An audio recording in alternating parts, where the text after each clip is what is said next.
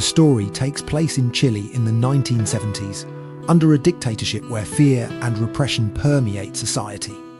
The main character, Irene, a young magazine editor from a wealthy family, lives in an illusory world, shielded from political realities.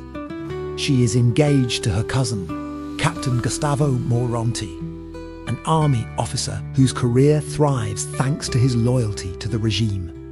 Captain Gustavo Moronti is a man who fully belongs to Pinochet's military system. He is strict, cold, and disciplined, conducting himself with formality and detachment. For him, Irene is above all the right match, the daughter of a wealthy Catholic family, a union that emphasizes his status and strengthens his career prospects. His attitude toward her leaves almost no room for romance or genuine tenderness. He sees her more as a symbol of a convenient marriage than as a woman with her own world and feelings. Irene leads a measured life, morning tea with her mother, where they discuss news from Paris, family dinners with her father, an influential businessman who supports the regime, and preparing society articles for the magazine. She avoids political topics, even when the servants whisper about missing neighbours. Everything changes with the arrival of Francisco, a charismatic photographer with a perceptive gaze and a hidden secret. His portfolio, filled with emotional shots of Santiago's slums children's faces in the dirt. Markets where laughter coexists with hunger impresses Irene, and she hires him to the staff. They begin working together, going on assignments to poor neighborhoods under the pretense of creating exotic reports. Francisco, unlike Irene, is well aware of the regime's brutality. His brother disappeared in the dungeons of Pinochet's secret police, which pushed him toward the underground resistance. During one of the shoots, they hear locals speak of night raids and missing people. Irene is shaken, her illusions collapse, and she begins to question what is happening in the country, feeling anger and guilt for her blindness for the first time. Irene and Francisco's relationship develops gradually, step by step. At first, they are connected only by work. He takes photographs for her reports, and she writes articles for the magazine. Irene is cautious toward him. Francisco is to direct, says too much, and speaks too boldly about things that people in her circle prefer to ignore.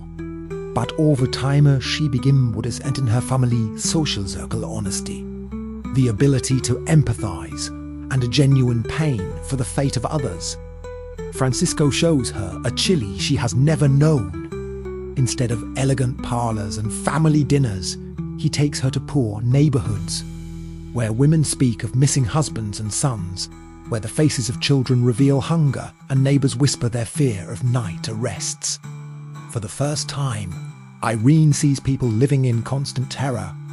A closeness gradually grows between her and Francisco.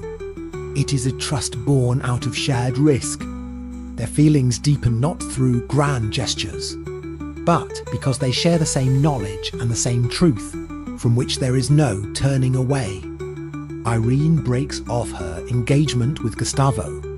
The separation happens without loud scandals, but it becomes a true shock for the family. For her mother, it is a disgrace. For her father, a blow to the family's honor.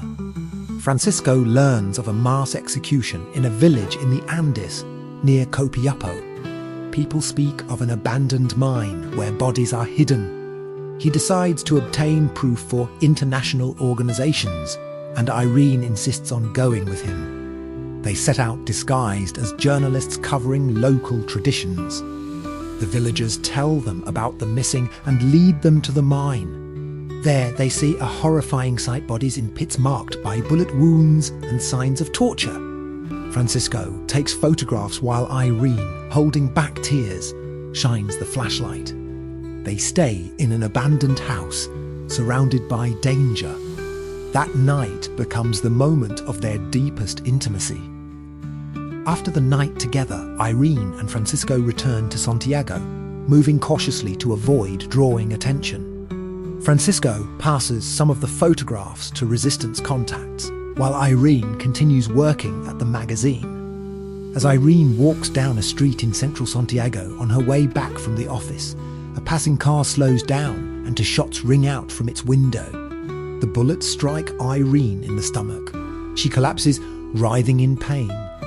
Despite her grave condition, Irene insists on continuing the fight. They decide to hasten their escape plans, as their cover has been blown. Friends and allies from the underground come to the hospital. They help disguise Irene by bringing other clothes, a wig, and covering the traces of her wounds. Thanks to this disguise and the coordinated actions of the resistance, they manage to get her out of the hospital unnoticed. Francisco and Irene leave the city together. Francisco entrusts Irene's cousin, Captain Gustavo Moronti, with the most valuable thing. He has the photographs from the mine where the bodies of the dictatorship's victims are hidden.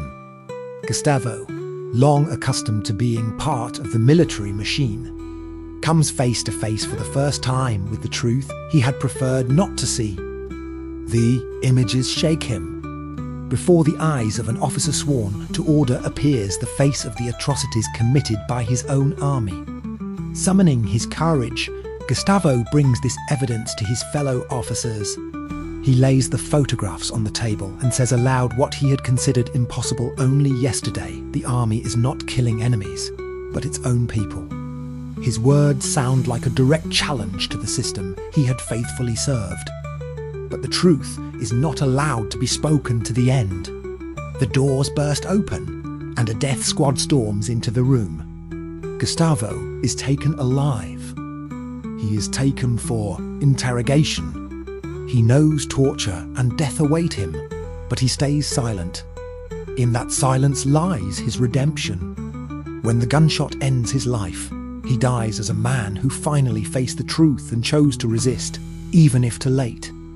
If you enjoyed this recap, don't forget to give it a like. It really helps the channel, and subscribe so you won't miss new stories about films that touch the heart.